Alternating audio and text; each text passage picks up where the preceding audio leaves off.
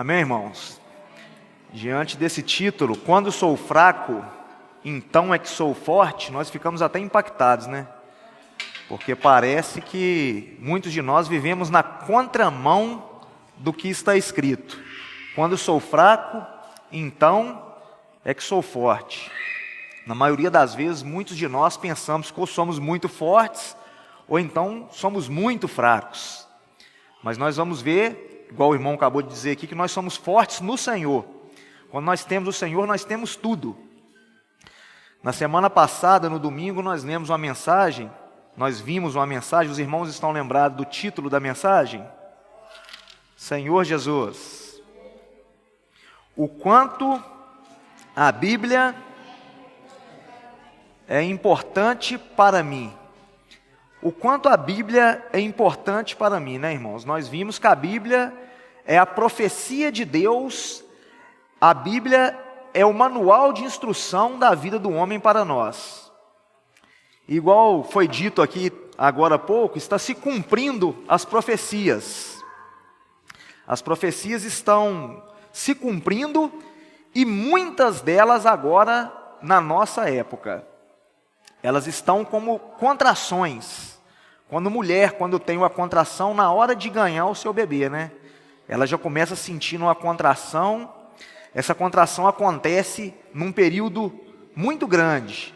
E depois esse período de contração vai diminuindo ao passo que está para nascer aquela criança. Então, quando se intensifica demais a contração, quer dizer que está na hora do nascimento. E nós sabemos que o Senhor está para voltar. E nós estamos vendo que muito depressa está acontecendo muitas das coisas aí na nossa era, no nosso mundo de hoje. Lucas, capítulo 21.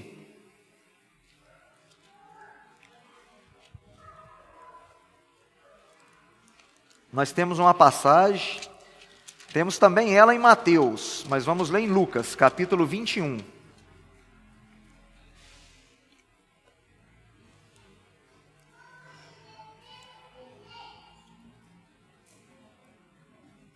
Essa foi uma profecia dada pelo próprio Senhor Jesus. Vamos ler a partir do versículo 10. A partir do versículo 9, perdão. Todos encontraram? Quando ouvirdes falar de guerras e revoluções, não vos assusteis. Pois é necessário que primeiro aconteça essas coisas, mas o fim não será logo. Então lhes disse: levantar-se-á nação contra nação e reino contra reino. Então, desde que o Senhor partiu e o Senhor profetizou isso, tem ocorrido muitas guerras, tem ocorrido muitos falares de guerra, muitas revoluções, não tem? Principalmente agora no nosso tempo. Há pouco tempo agora, nós vimos vários países com rumores de guerra um contra o outro. Nós vimos aquela ocasião da Rússia, nós vimos a Coreia do Norte contra a Coreia do Sul, nós vimos a Coreia do Norte atacando os Estados Unidos atacando a Rússia, os Estados Unidos atacando a China, vários países de vários continentes com rumores de guerra.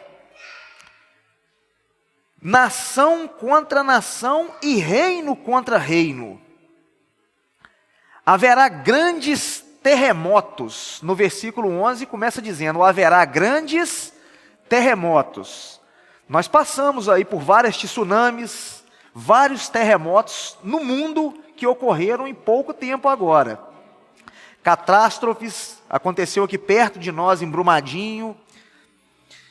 E aqui diz: epidemias e fome em vários lugares, coisas espantosas e também grandes sinais nos céus. Epidemia, nós estamos vivendo nesse momento esse quadro, um quadro de epidemia. Nós estamos vivendo aí o quadro do tal coronavírus. Então isso está acontecendo na nossa época. A palavra da profecia está concretizando na nossa época. Fome em vários lugares e coisas espantosas. Isso aí também nós temos visto espalhado pelo mundo. Grandes e também grandes sinais do céu. Só está faltando agora nós vermos isso aqui. Isso aqui ainda nós não vimos. Mas está na profecia e vai acontecer. Antes, porém, de todas essas coisas, lançarão mão de vós e vos perseguirão, entregando-vos às sinagogas e aos cárceres, levando-vos à presença dos reis, governadores, por causa do meu nome. Isso aqui também já aconteceu com os apóstolos que vieram antes de nós no decorrer da era da igreja, irmãos. Mas interessante que no versículo 11 fala que haveria grandes terremotos e epidemias, que é o que nós estamos vivendo. Em Apocalipse, capítulo 6, versículo 7.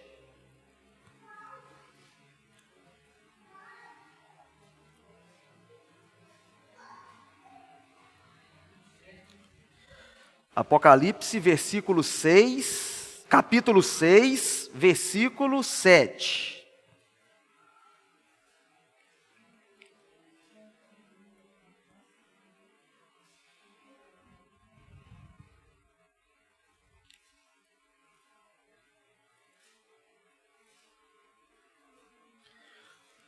Quando o cordeiro abriu o quarto selo, ouvi a voz do quarto ser vivente dizendo: vem.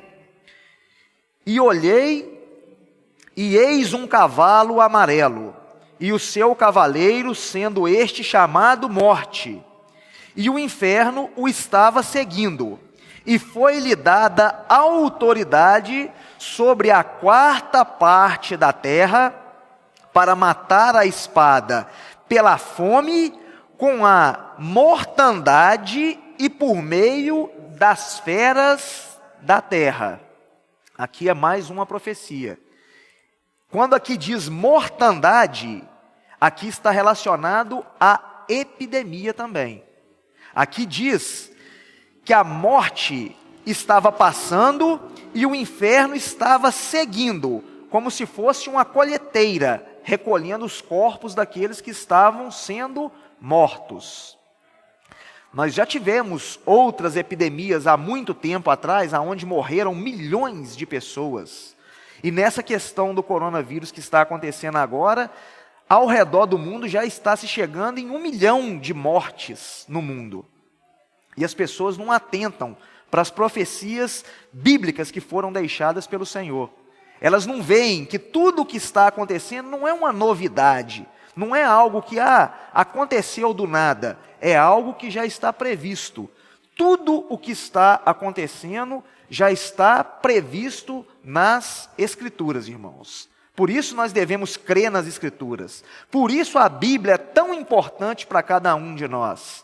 Por isso nós temos que ter a palavra de Deus constituída em cada um de nós, para estarmos atentos às situações. Jeremias.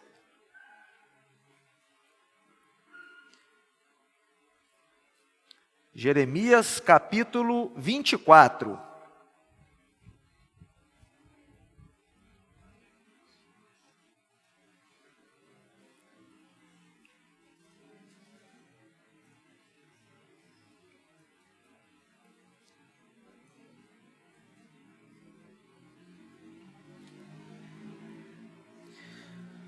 Senhor Jesus.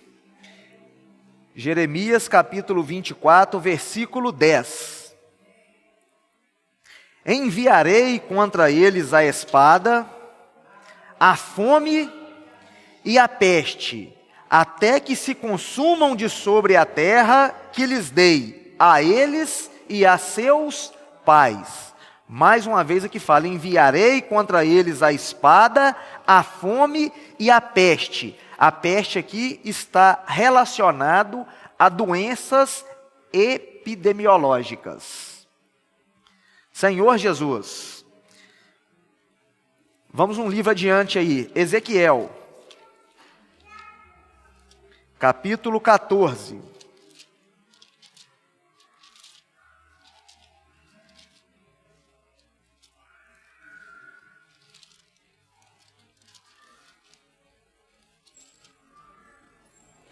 Ezequiel capítulo 14, versículo 21.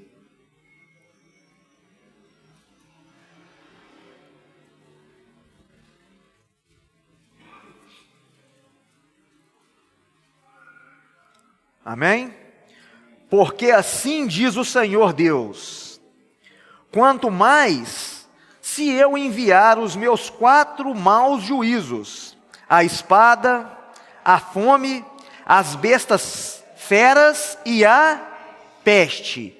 Na nossa tradução é muito usado essa palavra peste, mas em outras traduções, na King James, em outras traduções, aqui vem dizendo doenças epidemiológicas. Contra Jerusalém para eliminar dela homens e animais. Mas eis que alguns restarão nela, que levarão fora tanto filhos contra filhas, e eis que virão a vós outros, e vereis o seu caminho e os seus feitos, e ficareis consolados do mal que eu fiz vir sobre Jerusalém, sim, de tudo o que fiz vir sobre ela. Eles vos consolarão quando virdes o seu caminho e os seus feitos, e sabereis que não foi sem motivo tudo quanto fiz nela, diz o Senhor Deus. A palavra tem avisado, irmãos, e não é de hoje que a palavra tem avisado, que o homem é um ser dependente de Deus. Deus é o Criador, o provedor de todas as coisas para o homem. Só que o homem, por causa da dureza do seu coração, ele tem querido tomar o lugar de Deus. O homem acha que porque conhece muito a ciência, domina muito a tecnologia, ele estava num estado superior, que ele já dominava tudo, que ele já dominava as epidemias, as vacinas, as doenças, os problemas que aconteciam no mundo estava sob controle do homem. E a nossa terra tem se tornado como a terra de Sodoma e Gomorra.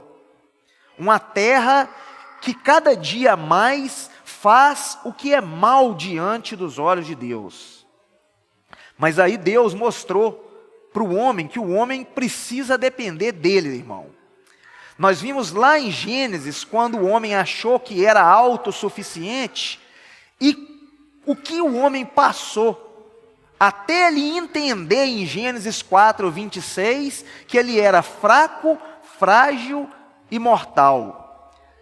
Nós conhecemos essa passagem, não conhecemos? Gênesis 4, versículo 26, que a Sete nasceu um filho chamado Enos, daí começou a invocar o nome do Senhor. E nós sabemos que Enos significa fraco, frágil e mortal. O que quer dizer que o homem viu a sua situação. O homem entendeu que ele era fraco, frágil, mortal, que ele dependia de Deus para a sua sobrevivência. Daí o que é que ele fez? Ele começou a invocar o nome do Senhor, ele começou a depender do Senhor para viver. Tiveram várias pessoas que foram para outro caminho, continuaram dependendo de si próprio e caçaram o caminho da maldição. Mas o homem naquele momento começou a enxergar que para viver nesse mundo, ele depende de invocar o nome do Senhor. E aí nesse momento que nós estamos vivendo, do homem com o coração endurecido, o Senhor coloca sobre a terra, depois que nós achávamos que estava tudo sob controle, uma situação de epidemia. E uma epidemia que não acontece só com o pobre e nem só com o rico, acontece com qualquer um. Não tem ninguém que seja livre disso. Não tem aonde ninguém possa se esconder.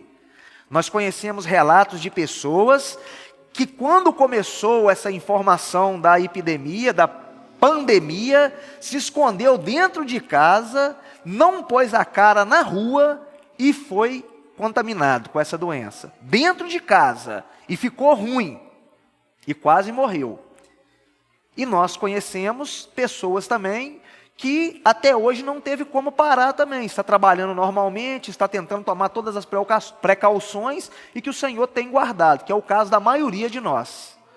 O Senhor é maravilhoso para conosco, irmãos. O Senhor tem nos dado muito encorajamento, o Senhor tem feito muito por nós. O homem achou então que estava num patamar igual ao patamar de Deus, controlador de tudo. Mas nós sabemos que há um só Deus. Nós vemos que há um só Deus. Judas, o último livro antes de Apocalipse.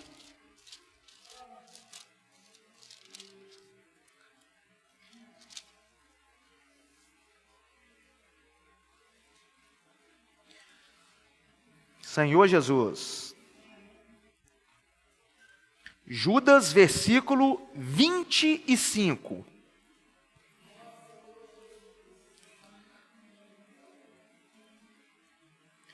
Se você abrir na página de Apocalipse, vai ser o último versículo do livro anterior. Já vai estar até colado aí na mesma página, na maioria das Bíblias.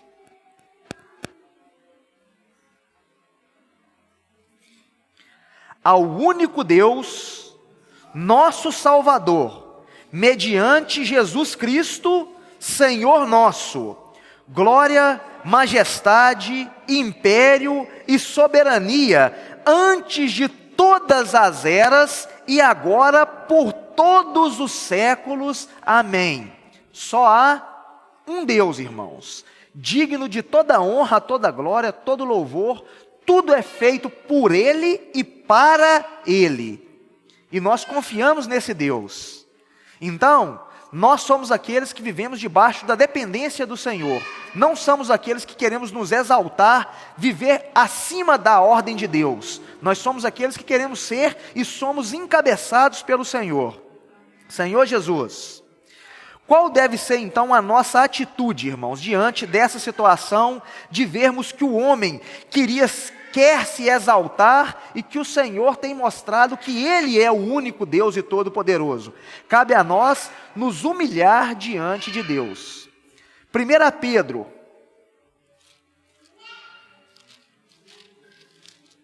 capítulo 5.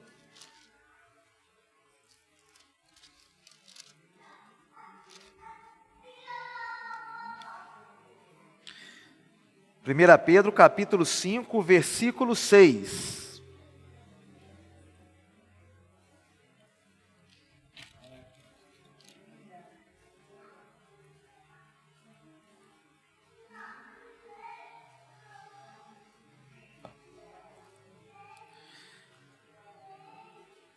Amém? 1 Pedro, capítulo 5, versículo 6.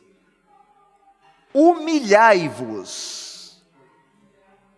portanto, sob a poderosa mão de Deus, para que Ele, em tempo oportuno, vos exalte. Então aqui diz o seguinte: humilhar-vos. Você se humilhar é você ser forte?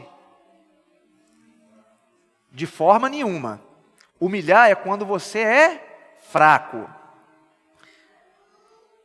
Sob a poderosa mão de Deus, para que Ele em tempo oportuno vos exalte. Então, quando você humilha sob a poderosa mão de Deus, você se torna fraco e Ele te torna forte.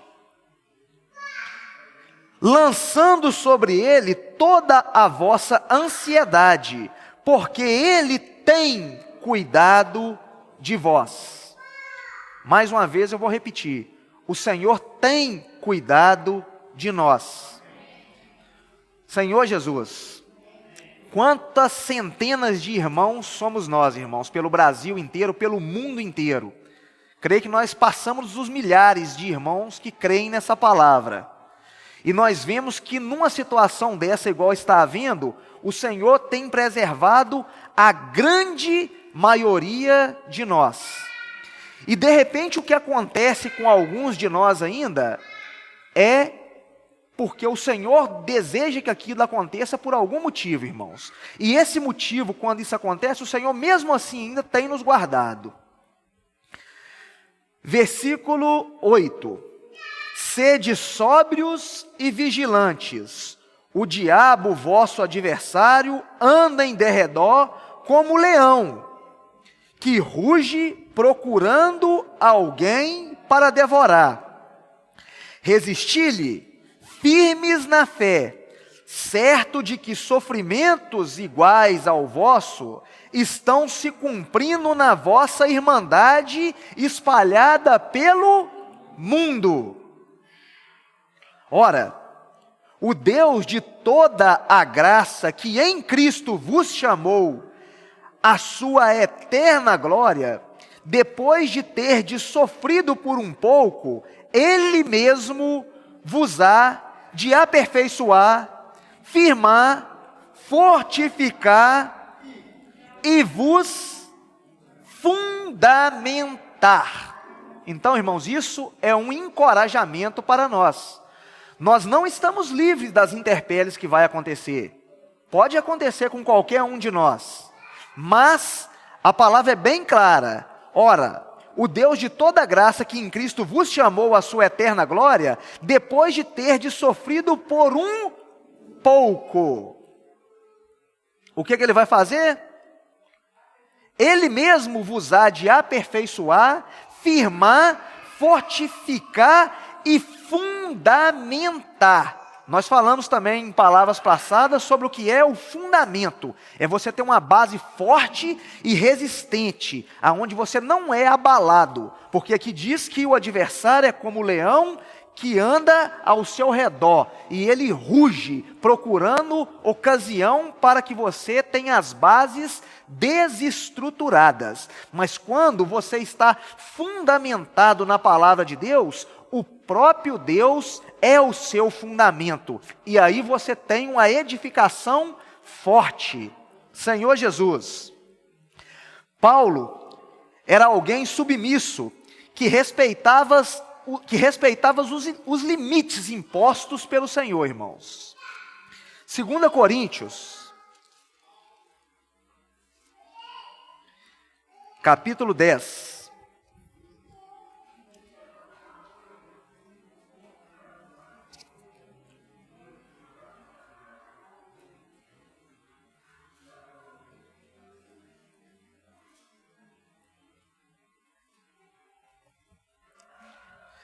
Segunda Coríntios, capítulo 10, versículo 13.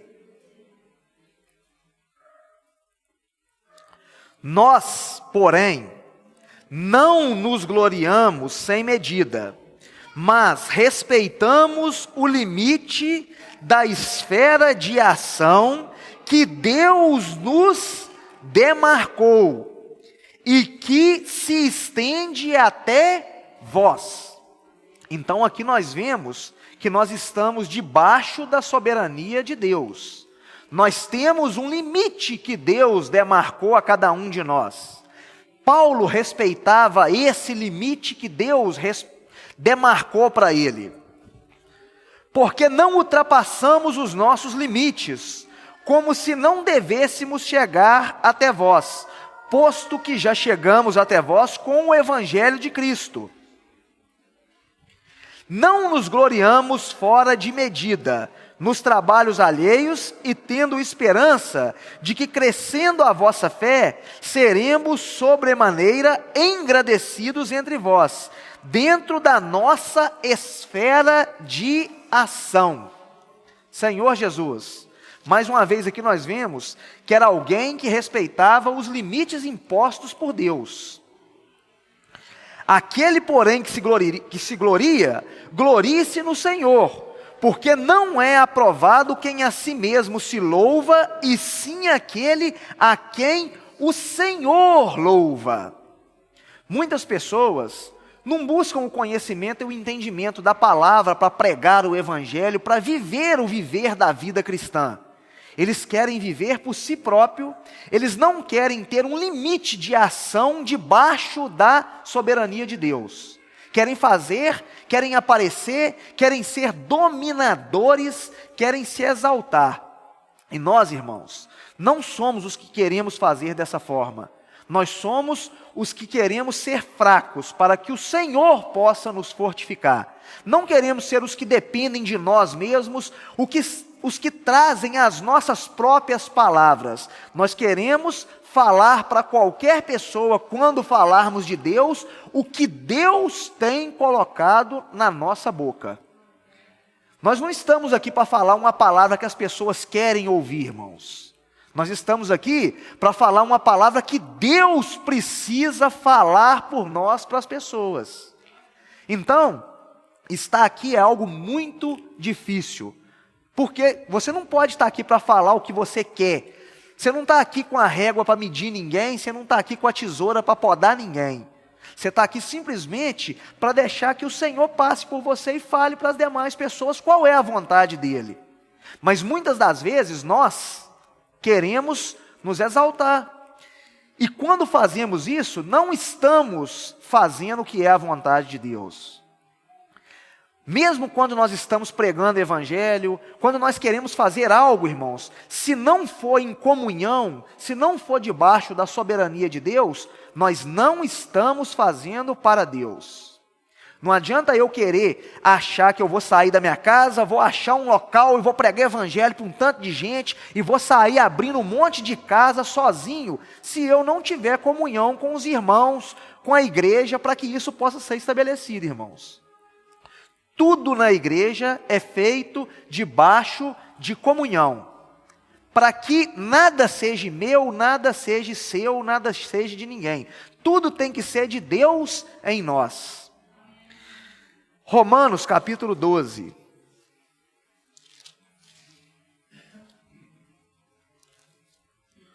Versículo 3.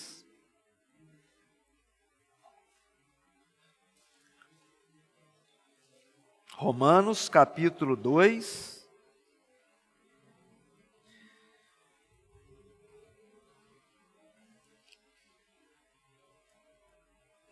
versículo 3. Perdão, Romanos capítulo 12, versículo 3.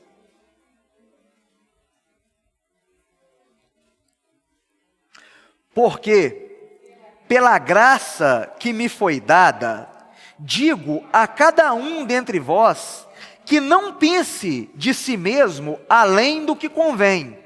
Antes, pense com moderação, segundo a medida da fé que Deus repartiu a cada um. Então Deus repartiu a cada um de nós uma medida. Nós não temos que ter competições no viver da vida da igreja. Nós não estamos aqui para ver se o fulano é melhor, se o Bertano é melhor, se o cicrano é melhor. Nós estamos aqui porque somos o corpo de Cristo. Porque um está aqui colocado por Deus para ajudar o outro. Nós somos corpo, irmãos, membros do mesmo corpo, aonde o cabeça é Cristo. E nós estamos aqui para cumprir a vontade de Deus. O Paulo, quando ele escreveu as cartas, ele mostrava que ele era alguém obediente à vontade de Deus. Ele era alguém que andava em fraqueza, em temor, em tremor diante da palavra em que Deus falava para ele. Mas ele teve que viver muitas experiências para que isso acontecesse com ele. Atos capítulo 16. Senhor Jesus. Atos capítulo 16, versículo 6.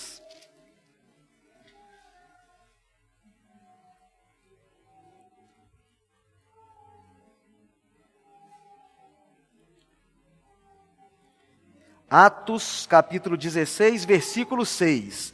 E percorrendo a região frígio-gálata, tendo sido impedidos pelo Espírito Santo de pregar a palavra na Ásia. Então aqui nós vimos que ele queria fazer uma coisa, mas foi impedido pelo Espírito Santo. Defrontando Mícia, tentavam ir para Bitínia, mas o Espírito de Jesus não o permitiu. Mais uma vez nós vemos aqui que ele foi restringido pelo Senhor. E o que ele fez? Ele foi? Não, ele obedeceu o Senhor. E tendo contornado Mísia, desceram a Troade.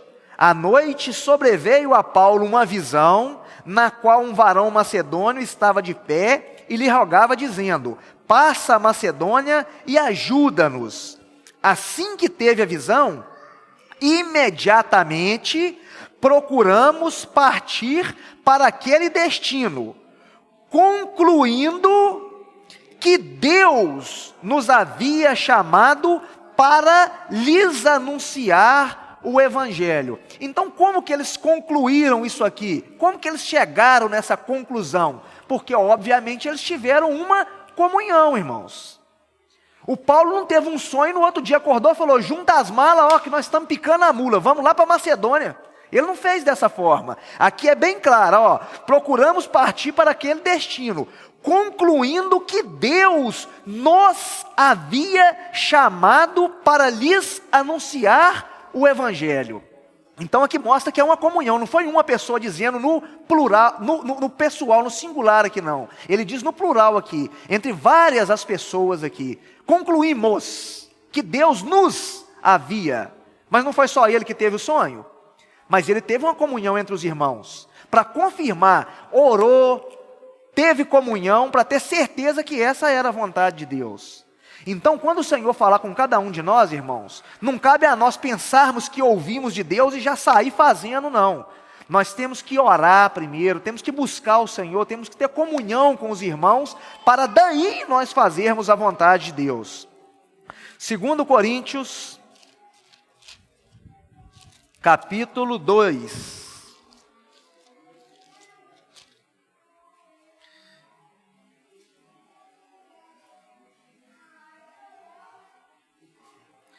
Versículo 12.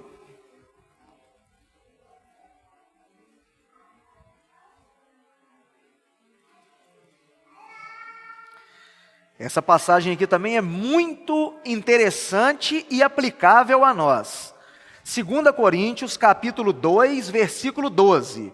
Ora, quando cheguei a Troade para pregar o Evangelho de Cristo, e uma porta se me abriu no Senhor, não tive, contudo, tranquilidade no meu espírito, porque não encontrei meu irmão Tito. Por isso, despedindo-me deles, parti para a Macedônia.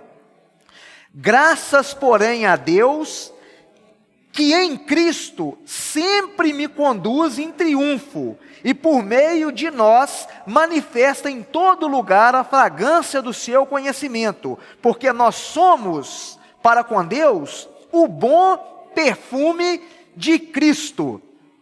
O Paulo chegou então a Troade para pregar o Evangelho de Cristo, e uma porta se abriu. Aqui não tem como eu dizer qual foi essa porta. Pode alguém ter convidado ele para uma reunião de casa, pode alguém ter chamado ele para liberar uma mensagem em algum lugar, ele pode ter começado a falar essa palavra e uma multidão de pessoas começou a dar ouvido, mas ele fala que ele não teve tranquilidade no espírito de continuar fazendo isso. Por quê? Porque ele não encontrou o irmão Tito. Muitas vezes nós queremos fazer e esquecemos o irmão para trás.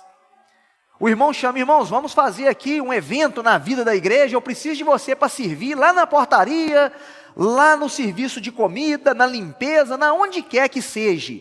Aí vai servir você e o irmão William. Aí eu chego aqui, está marcado para 7 horas. 7h10 o irmão William não chegou, eu não estou nem aí, eu estou querendo ir lá fazer o meu serviço. Não, irmãos, que amor que eu tenho com o irmão. Que preocupação que eu tenho? Não, o irmão não chegou, eu tenho que preocupar com ele. Aonde que está o irmão? Por que ele ainda não chegou? Se eu não amo o irmão, eu posso dizer que eu amo o serviço de Deus? Que eu amo servir aos irmãos? Não, irmãos. Aqui o Paulo deixou bem claro que apesar de uma porta ter aberto para ele pregar o Evangelho, em primeiro lugar, ele preocupava com o irmão. E o irmão não estava lá, não deu paz para ele teve que sair procurando o irmão primeiro. A tribulação, então, faz parte do viver cristão. Viver cristão não é um viver só de maravilhas, não, irmãos. Tem tribulação. Capítulo 7 de 2 Coríntios aí.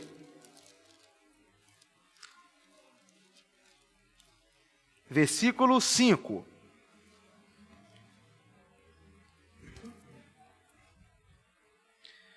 Porque, chegando nós à Macedônia, nenhum alívio tivemos, pelo contrário, em tudo fomos atribulados, luta por fora, temores por dentro. Porém, Deus que conforta os abatidos, nos consolou com a chegada de Tito. Ó, aí o irmão chegou. Aí o irmão ficou feliz, está vendo? Ele teve uma grande tribulação. Ele ficou atordoado, lutas por fora, temores por dentro. Quando nós falamos dessa situação na antiguidade, nós sabemos que a perseguição que havia com essas pessoas, com Paulo, com os irmãos que liberavam essa palavra aqui, irmãos, não era algo tranquilo, não. Isso aqui era perseguição de colocar a vida dele em extremo risco, de chegar a ponto dele desacreditar da própria vida, que tem uma passagem em Efésios aqui que fala isso, de ter lutado com feras. Os irmãos lembram lá no Coliseu que soltavam feras, tigres, bem dotados para atacar as pessoas. E ele passou por situações assim. Mas ele dá um testemunho que Deus que conforta o abatido, consolou ele com a chegada do irmão. Algo tão simples, né? Que nós não damos valor. Nós estamos felizes porque estamos hoje aqui em torno de 40 irmãos. O Senhor proporcionou para nós estarmos aqui. Há 3 semanas atrás, nós não estávamos juntos. Mal estávamos conversando pelo telefone, pelo WhatsApp. Hoje o Senhor proporcionou estarmos aqui. Não dá nem vontade de ir embora, irmãos. Dá vontade de ficar, compartilhar, continuar conversando com um irmão aqui, outro ali. Mas infelizmente nós temos o tempo limitado. Não pode ser dessa forma que nós queremos. Mas como que nós temos um conforto da parte de Deus? Quando nós estamos com os irmãos. Senhor Jesus. Então a verdadeira felicidade de um cristão, irmão, é estar com os irmãos.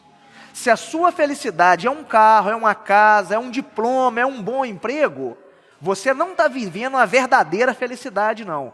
O dia que você sentir que você tem a coisa melhor da sua vida é quando você está junto com o irmão, aí você vai ver que agora não, você está no ápice. Você está vivendo um amor ágape, você está no topo da sua felicidade. O resto é tudo vaidade da vaidade.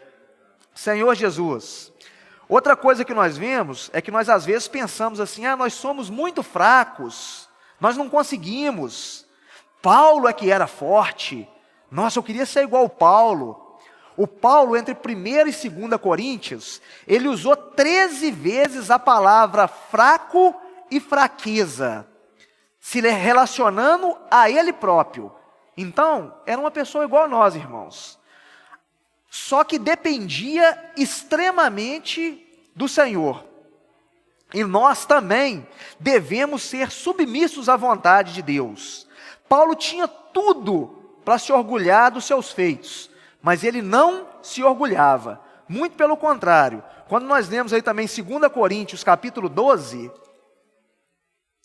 no versículo 7,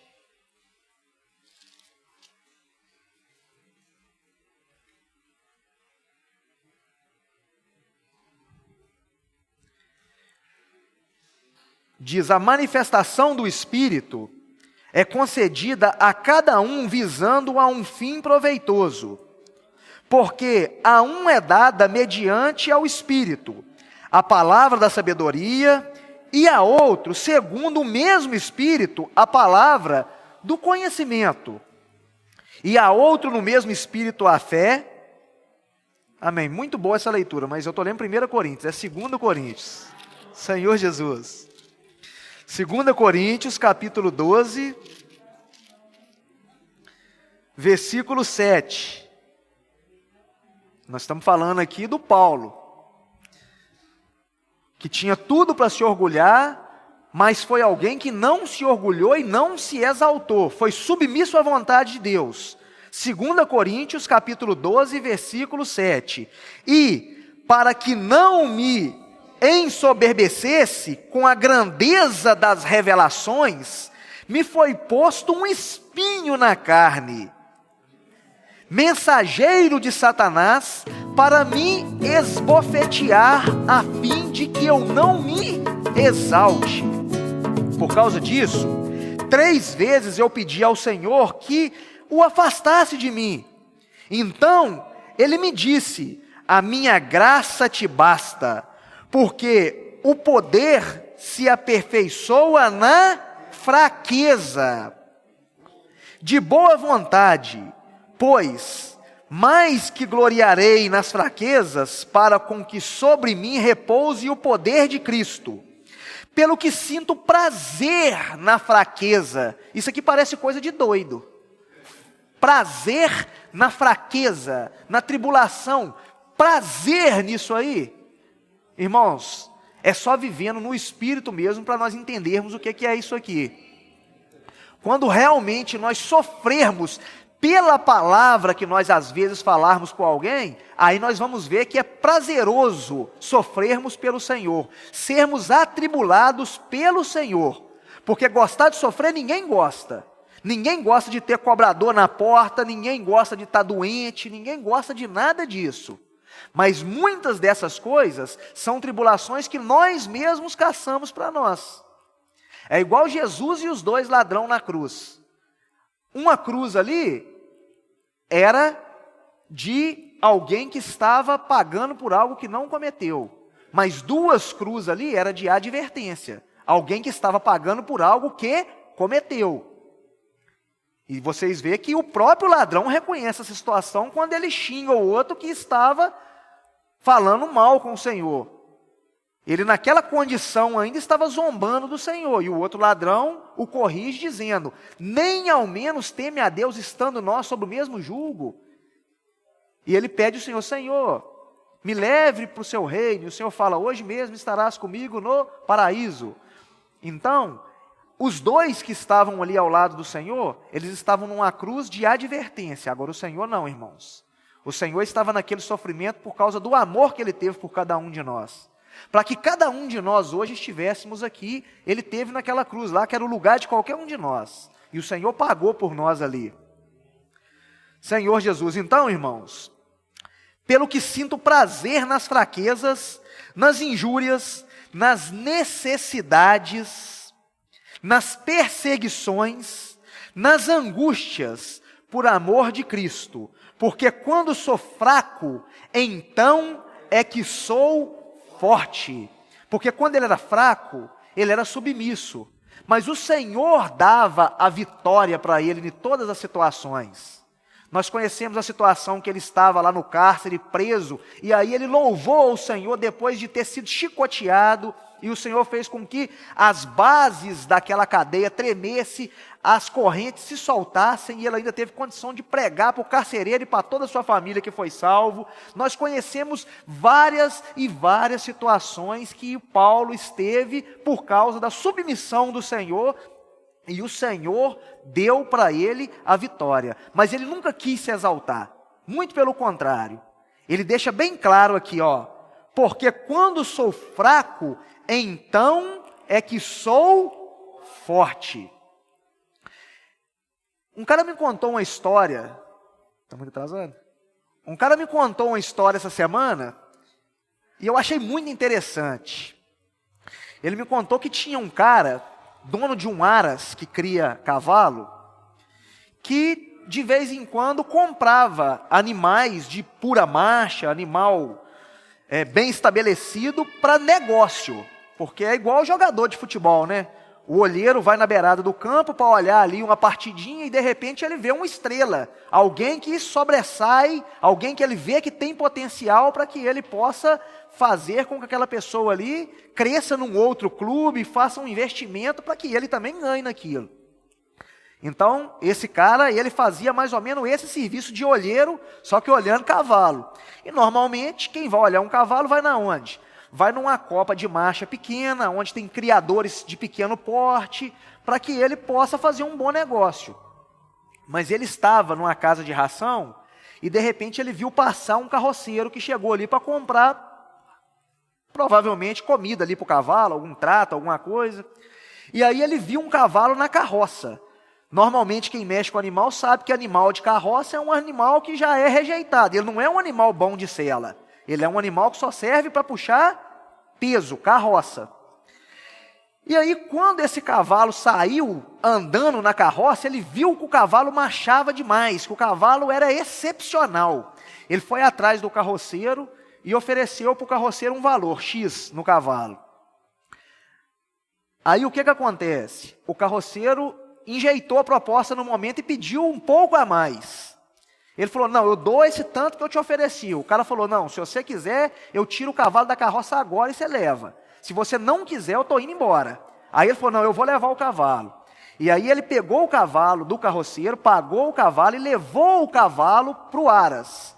E esse cavalo chegou a disputar o campeonato nacional de marcha. E aí vários cavalos disputando naquela arena muito grande, igual hoje tem o Expo Minas ali, o parque de exposições que faz esse tipo de evento. Esse cavalo foi acontecendo as eliminações e ele e mais um colocado, 2 cavalos que estavam no mesmo padrão de qualidade, de marcha, de tudo. Nesse momento o cara já tinha investido nele, em alimentação, em tudo. O cavalo não era mais um cavalo de carroça. E os juízes estavam na indecisão, porque os cavalos eram praticamente igual, um e o outro, não tinha onde tirar e pôr de um para o outro. Aí o juiz falou, dá mais uma volta no cavalo. Aí o primeiro colocado, que não era o rapaz do cavalo da carroça, saiu no cavalo.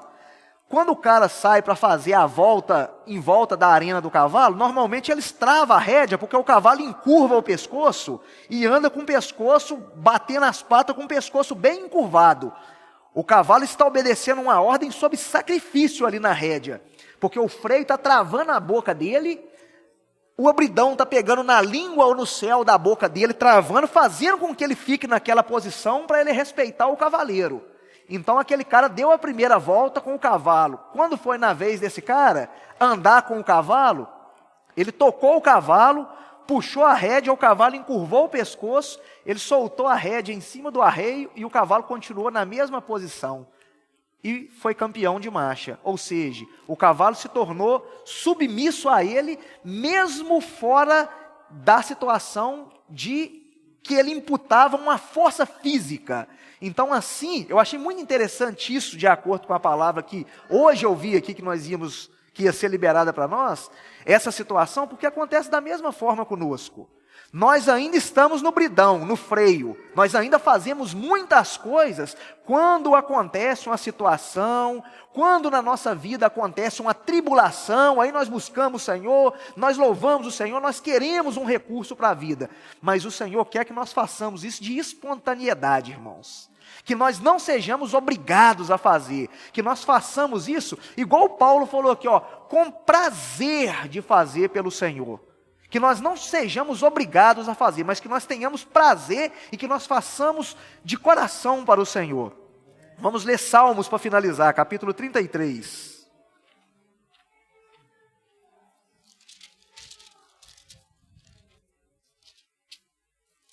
Versículo do 8 ao 12.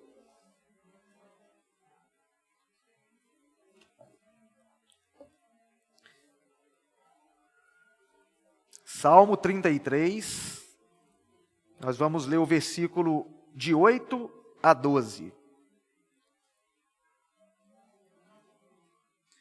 Senhor Jesus, tema ao Senhor toda a terra, temam-no todos os habitantes do mundo, pois Ele falou e tudo se fez, Ele ordenou e tudo passou a existir.